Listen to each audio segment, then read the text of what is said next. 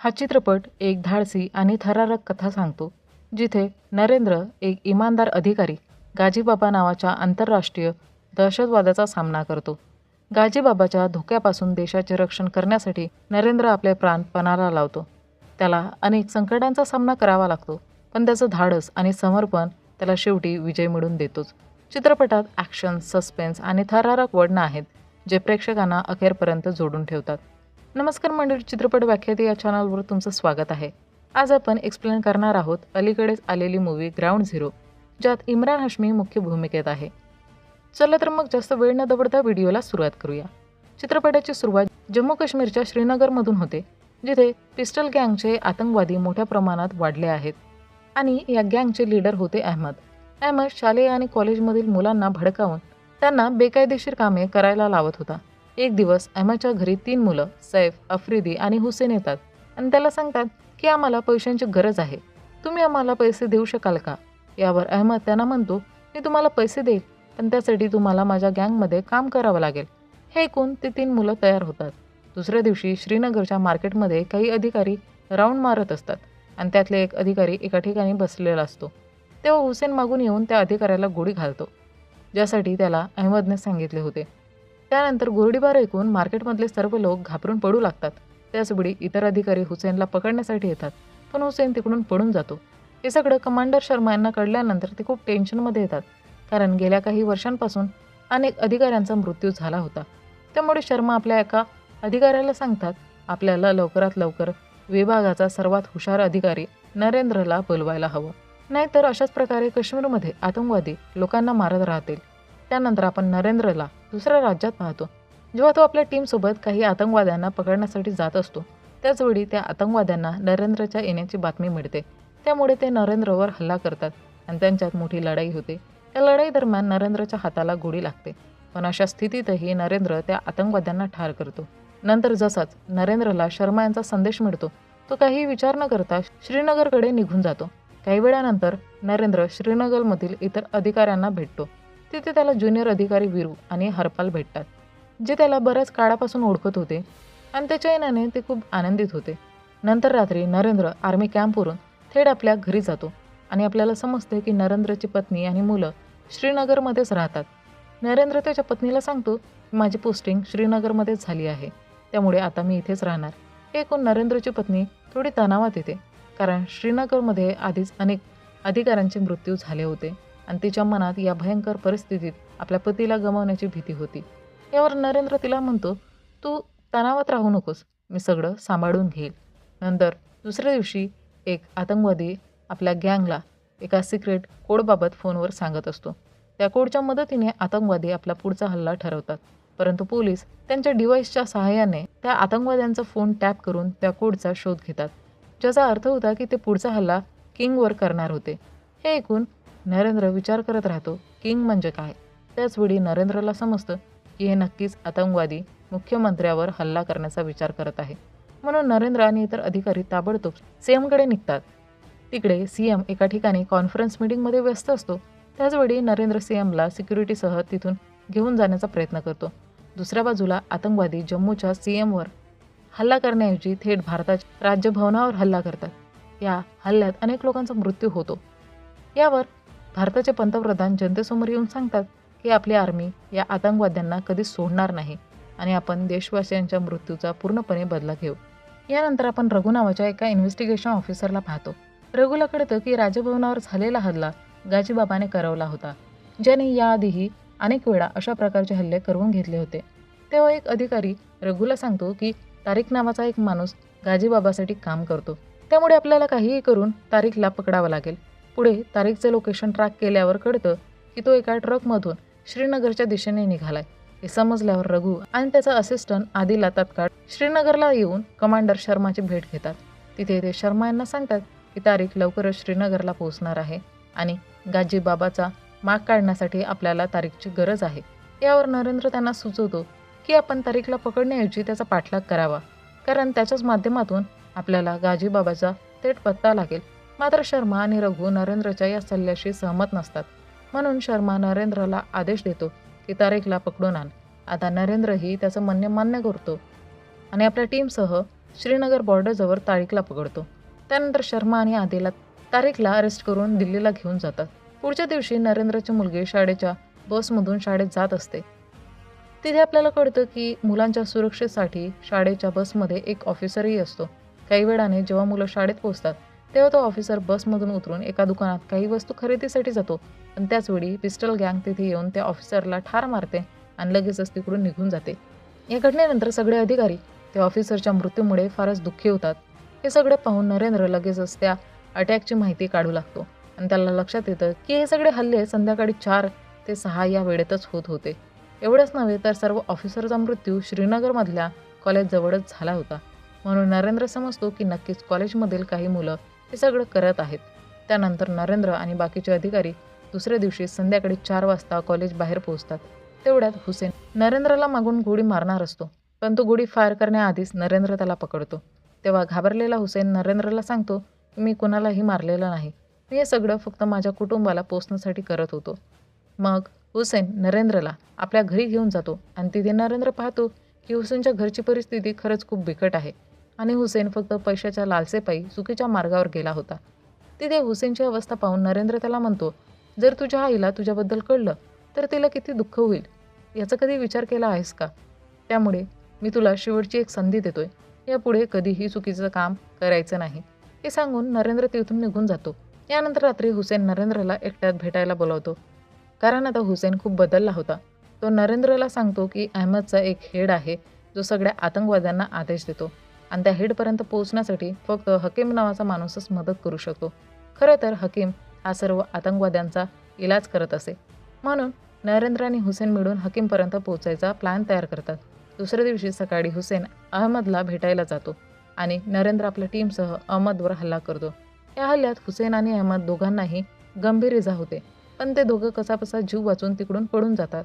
यानंतर अहमद औषधांसाठी हुसेनला घेऊन हकीमकडे जातो आणि जेव्हा हकीम अहमदवर उपचार करत असतो तेव्हा त्या वेळेचा फायदा घेऊन हुसेन हकीमच्या औषधांच्या बॅगमध्ये एक ट्रॅकर लावतो, जेणेकरून नरेंद्र हकीमला ट्रॅक करू शकेल. संध्याकाळी नरेंद्र हुसेनला भेटायला जातो. तेव्हा हुसेन विचारतो, तुम्ही अहमदवर गोळी झाडताना माझ्या पायावर सुद्धा का गोळी झाडली? त्यावर नरेंद्र म्हणतो, अहमदला तुझ्यावर शंका येऊ नये म्हणून आम्हाला तुझ्या पायावर गोळी झाडावी लागली, पण तू जे काही केलंस त्यासाठी मनापासून धन्यवाद. यानंतर नरेंद्र आणि बाकीचे अधिकारी त्या आतंकवादी मास्टरला पकडण्यासाठी सज्ज होतात.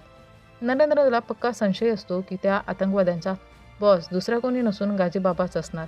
त्यामुळे जेव्हा हकीम गाजीबाबाला भेटायला जातो तेव्हा नरेंद्र आणि त्याचे ऑफिसरही त्याचा पाठलाग करू लागतात. नंतर ऑफिसर हकीमचा पाठलाग करायला लागतात. थोड्याच वेळात हकीम एका मोठ्या घरात प्रवेश करतो, जिथे तो गाजीबाबाशी पुढील हल्ल्याविषयी बोलत असतो आणि त्यावेळेस पोलीस त्यांच्या सगळ्या गोष्टी ऐकत असतात. तिथे गाजीबाबा हकीमला सांगतो की दिल्लीमध्ये चांद खान लवकरच एक मोठा अटॅक करणार आहे. हे ऐकून नरेंद्र वीरूला सांगतो, तू पटकन बाकी ऑफिसरना घेऊन ये, तोपर्यंत मी गाजीबाबाला पकडायला जातो. असं सांगून नरेंद्र गाजीबाबाच्या घराकडे निघतो. दुसरीकडे एक आतंकवादी वीरूला ओळखतो आणि तेवढ्यात जेव्हा नरेंद्र गाजीबाबाला पकडायला पोहोचतो त्याआधीच गाजीबाबा तिकडून पळून जातो. इकडे वीरू कारने बाकी ऑफिसरना घेऊन येण्यासाठी निघतो, पण वाटेत एक माणूस त्याच्या गाडीवर बॉम्ब फेकतो. मात्र बॉम्बस्फोट होण्यापूर्वी वीरू कारमधून उतरतो आणि वाचतो. नरेंद्रला गाजीबाबा मिळत नाही, त्यामुळे तो थेट दिल्लीला जातो आणि तिथे रघुला सांगतो, सर, दिल्लीमध्ये चांद खान नावाचा एक माणूस लवकरच अटॅक करणार आहे. पण रघुला त्याच्या बोलण्यावर विश्वास बसत नाही, कारण नरेंद्रकडे कोणताही ठोस पुरावे नव्हते. त्यामुळे रघु म्हणतो, आम्ही पुराव्याशिवाय कोणताही निर्णय घेऊ शकत नाही. इतक्यात आदिला रघुला सांगते, सर, मला नरेंद्रवर पूर्ण विश्वास आहे, तो कधीही चुकीची माहिती देणार नाही. त्यावर रघु तिच्या म्हणण्यावर विश्वास ठेवतो आणि मग दिल्ली पोलिसांचे सगळे ऑफिसर प्रत्येक हॉटेलमध्ये जाऊन चांद खान नावाच्या माणसाचा शोध घेऊ लागतात. ते ऑफिसर प्रत्येक हॉटेलच्या कस्टमर लिस्टसुद्धा आणून आदिलाला देतात.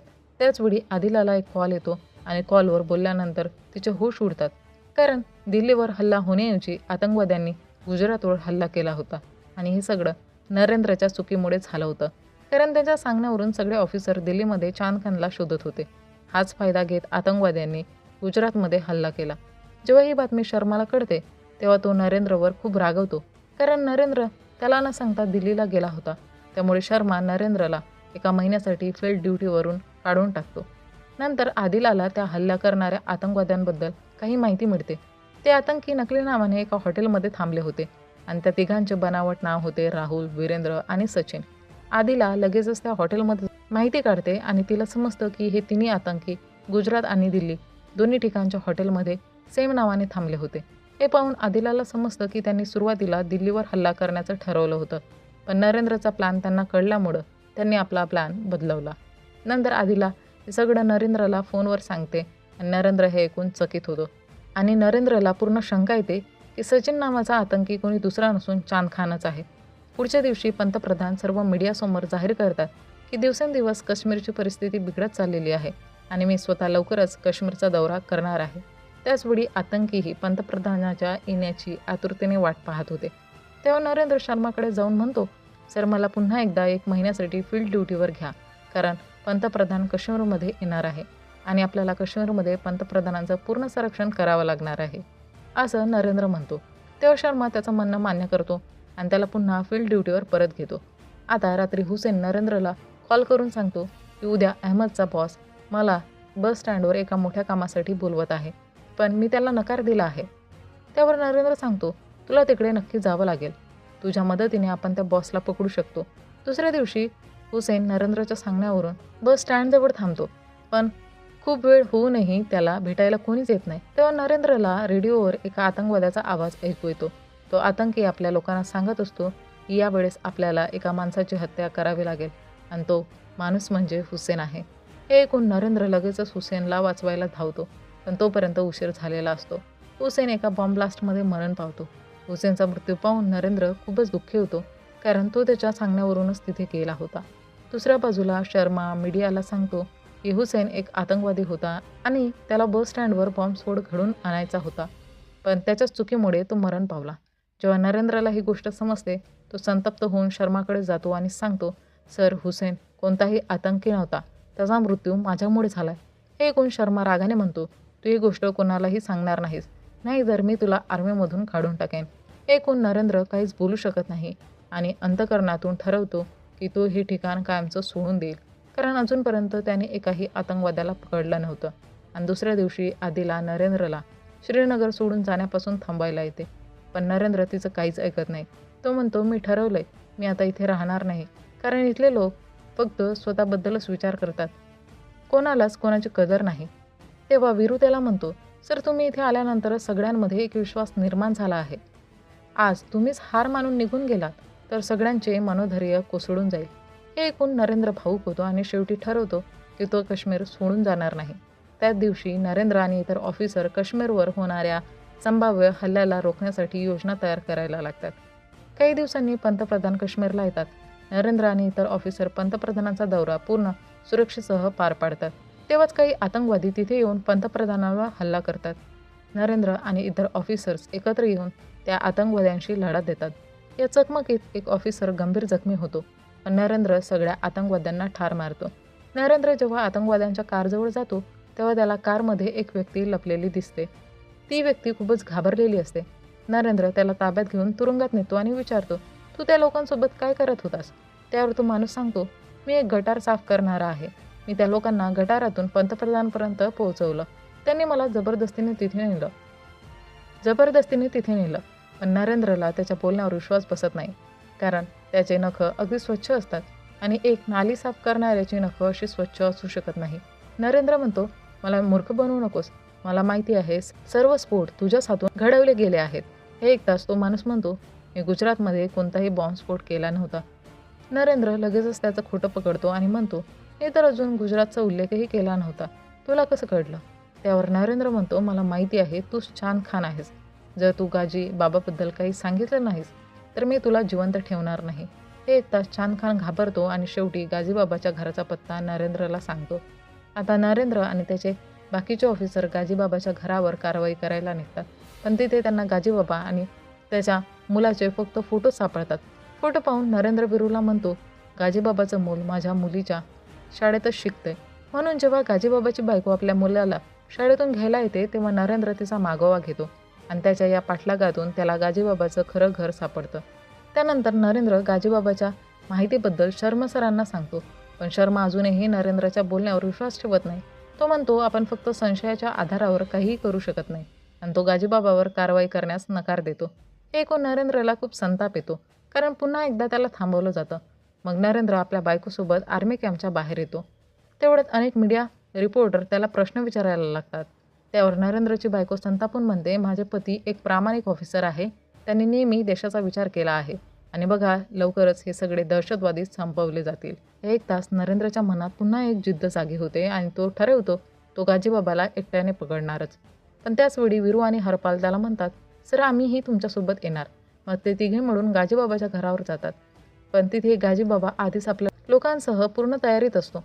दुसऱ्या बाजूला आदिलाला समजतं की नरेंद्र एकटाच गाजीबाबाला पकडायला गेला आहे. नरेंद्र आणि हरपाल गाजीबाबाच्या घरात शिरतात.